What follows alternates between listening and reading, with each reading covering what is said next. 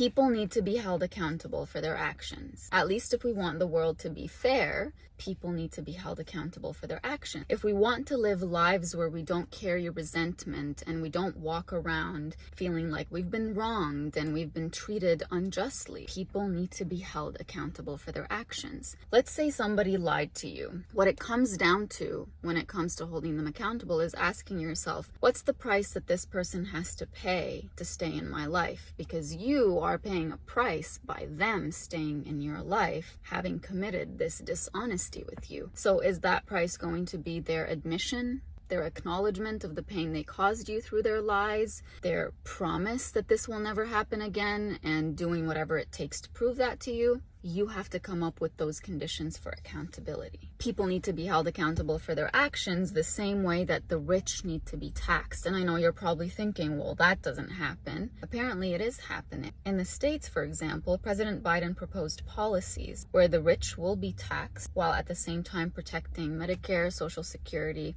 and other popular public investments. So the next time someone tells you we can't afford Medicare or Social Security moving forward, ask them, why is it, from a fairness and equity and justice perspective? Why is it that the average American citizen has to pay a certain amount of money based on what they make, but the people who are making so much more money aren't paying that? It comes down to fairness. It comes down to equity. Just like people need to be held accountable for their actions, the rich need to be held accountable for the amount of money that they are making. What are you giving back? So again, people need to be held accountable for their actions. So if there's one thing you took from this video, ask yourself these two questions. How are you holding the people in your life accountable? And more important, how are you holding yourself accountable for your action, for what you're allowing, for what you are promising yourself? How are you holding yourself accountable for living as authentically as you possibly can?